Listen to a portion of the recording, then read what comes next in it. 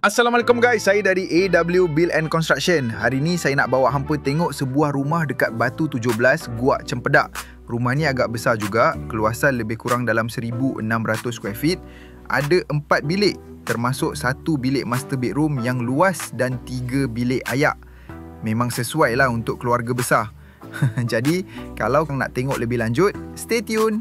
Okey, jom kita tengok. Untuk bahagian rumah ni ada 2 teres.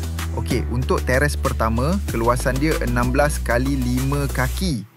Tile berukuran 1 x 2 kaki dan sekali dengan 1 safety door bercorak.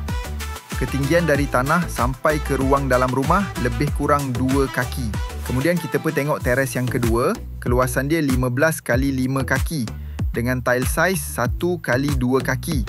Tapi untuk laluan masuk ke dalam, owner pilih pintu folding door kat bahagian ruang ni. Sekarang kita tengok ruang tamu pula. Ruang tamu ni berkeluasan 16 x 14 kaki. Tile untuk ruang tamu dan semua ruang terbuka kami pasang saiz 2 x 2 kaki. Ceiling pula kami buat design L-box berlampu. Untuk lampu L-box ni ada 2 pilihan warna, biru dan juga kuning. Tapi owner pilih warna kuning. Lampu dengan kipas L-box tu termasuk sekali dalam package. Lepas tu kita pun tengok family area pula. Luas dia 15 x 13 kaki dan kipas dengan lampu memang termasuk sekali dalam package yang kami bagi. Untuk rumah ni, owner ada add-on pintu folding door kat bahagian ni bagi lebih privacy. Kemudian kita tengok bilik master bedroom pula. Luas dia 15 x 11 kaki. Semua termasuk dalam package premium lah. Macam tile 16 x 16 inci dan kipas lampu lah. Dan ada satu bilik ayak berkeluasan 5 x 8 kaki. Dalam package, tile lantai kami pasang saiz 1 x 2 kaki. Manakala tile dinding full tile sampai ke ceiling.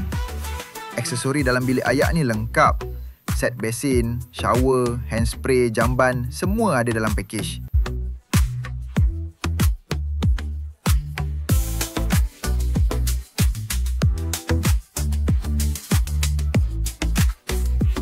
Bilik kedua dan ketiga pula berkeluasan lebih kurang 13 x 10 kaki. Setiap bilik ni dilengkapi ruang ventilation ataupun tingkap. Kalau nak letak katil queen atau almari, masih ada ruang lagi.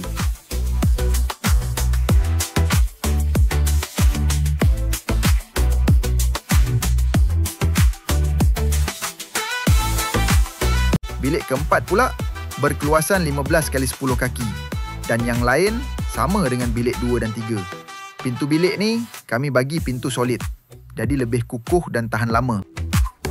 Lepas tu kita tengok bilik ayak tetamu. Ada 2 bilik ayak berkeluasan 9 x 4 kaki. Untuk lantai kami pasang tile saiz 1 x 2 kaki. Dinding pula full tile sampai ke ceiling. Semua aksesori lengkap dalam package.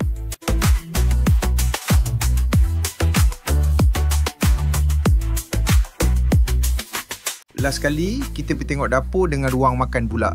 Berkeluasan 20 x 13 kaki, memang selesa lah.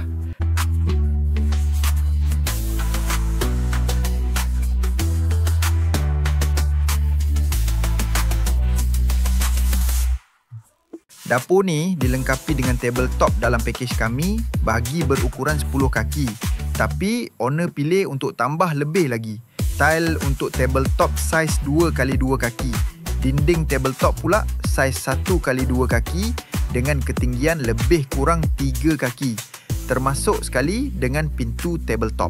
Di ruang dapur ni juga ada satu pintu safety door yang owner pilih untuk upgrade. Lebih selamat dan tahan lama. Selain tu ada ruang untuk laundry berkeluasan 11 x 5 kaki. Sesuai untuk cuci baju dan simpan barang-barang. Itu saja untuk review rumah kali ini. Jumpa lagi dalam review yang seterusnya. Untuk sesiapa yang berminat nak bina rumah dengan kami, boleh terus hubungi kami kat nombor yang tertera. Assalamualaikum.